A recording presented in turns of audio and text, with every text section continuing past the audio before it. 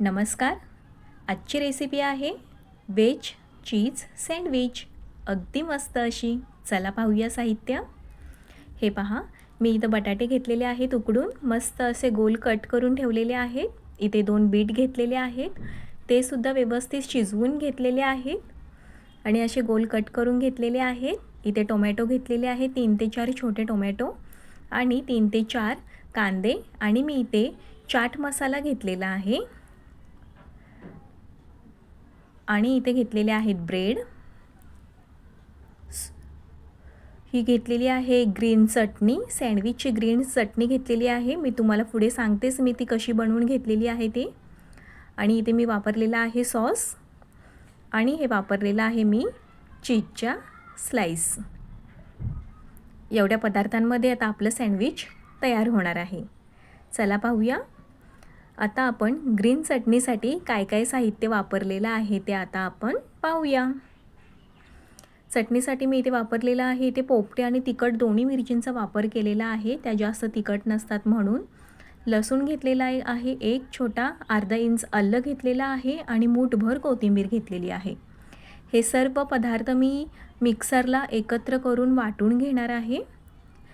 कोथिंबीर, मिरची, आलं आणि लसूण हे सर्व आधी मिक्सरला फिरवून घ्यायचं आहे, व्यवस्थित बारीक करून घ्यायचं. हे पहा, मी मस्त असं बारीक करून घेतलेलं आहे. मग यामध्ये आपल्याला ॲड करायचं आहे थोडंसं पाणी. मीठ ॲड केलं नव्हतं म्हणून आता इथे ॲड करायचं आहे चवीप्रमाणे मीठ. आणि इथं एक बाजारात रेडीमेड चटणी भेटते, खजूर आणि चिंचेची चटणी. आता कोणत्या ब्रँडची आहे मी ते सांगत नाही आहे, पण इथे तुम्ही ती वापरायची आहे. आणि यामध्येच 2 ते 2.5 चमचे टाकून आपल्याला हे सर्व मिश्रण मिक्सरमध्ये वाटून घ्यायचं आहे की मग झाली आपली सँडविचची चटणी, ग्रीन चटणी तयार. आता लगेच आपण इथे सँडविच तयार करायला घेऊयात. एका ब्रेडला मी ग्रीन चटणी लावून घेणार आहे. व्यवस्थित असं एका ब्रेडवरती ग्रीन चटणी व्यवस्थित अशी लावून घ्यायची आहे. आणि दुसऱ्या ब्रेडवरती आपल्याला फक्त सॉस लावून घ्यायचा आहे. त्यामुळे चटणी आणि सॉसचा बॅलन्स व्यवस्थित राहतो. जास्त तिखट देखील आपल्या सँडविच लागत नाही आणि जास्त गोड पण लागत नाही म्हणून एका स्लाइसवरती तिखट चटणी आणि ब्रेडच्या एका स्लाइसवरती आपण सॉस लावून घेणार आहोत. आणि आता कापून घेतलेल्या सर्व भाज्या या सँडविचवरती आपण म्हणजेच या ब्रेडवरती आपण ठेवून घेणार आहोत. सर्वप्रथम मी टोमॅटो ठेवून घेतलेले आहेत. छोटे छोटे टोमॅटो घ्यायचे म्हणजे सँडविचवरती व्यवस्थित बसतात. इथे मी आता शिजवलेला बटाटा घेतलेला आहे, तो पण व्यवस्थित इथे आता असा स्लाइसनुसार मांडून घ्यायचा आहे. आता घेतलेलं आहे शिजवलेलं बीट. इथं बीट मोठं असल्यामुळे मी 2च इथे स्लाइस बीटाचे वापरलेले आहेत. आणि गोल गोल कसा कट करून घेतलेला कांदा, तो पण व्यवस्थित मी इथे असं मांडून घेणार आहे. आपली लेअरिंग भाजीची व्यवस्थित आधी करून घ्यायची. आणि मी इथे चिमूटभर असा चाट मसाला वापरलेला आहे बरं का. वरून मीठ वगैरे काही वापरायचं नाही आहे, फक्त हा चाट मसाला तुम्ही जरी वापरला तरी त्या सँडविचला खूप अशी छान चव येते. आणि चीज सँडविच असल्यामुळे मी इथे चीजची पूर्ण एक स्लाइस वापरलेली आहे. आता हे दुसरं ब्रेडचं स्लाइस घ्यायचं आहे आणि आपल्याला हे पॅक करून ठेवायचं आहे. आता आपला हा सँडविच बनवून तयार आहे. आता आपण याला तव्यावरती पटकन भाजून घेऊया.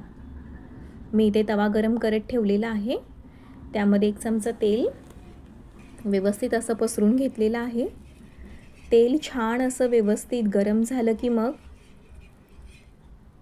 यावरती मी सँडविच ठेवून घेणार आहे. हे पहा, व्यवस्थित असं एक एक करून सँडविच आपल्याला तव्यावरती भाजून घ्यायचं आहे.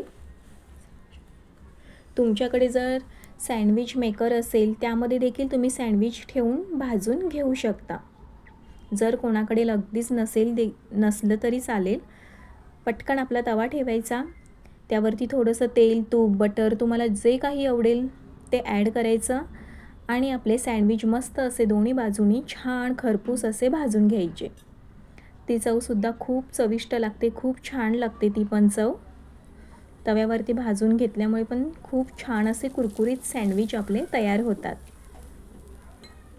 हे पहा, एका साईडून मस्त असे सोनेरी कलर येईल असं मी भाजून घेतलेलं आहे.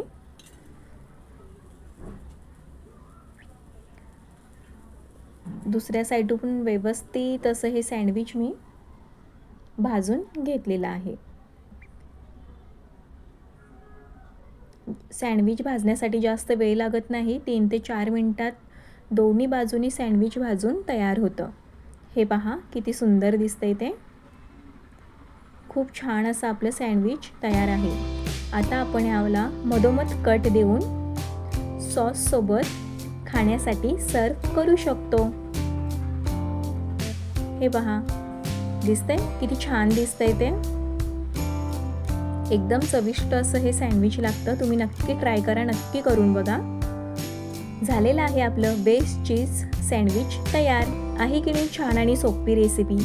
अशा छान छान रेसिपींसाठी सबस्क्राईब करायला विसरू नका आणि एक लाईक या रेसिपीसाठी नक्की करा. परत भेटूयाच अशा छानशा रेसिपीसोबत. तोपर्यंत बाय बाय.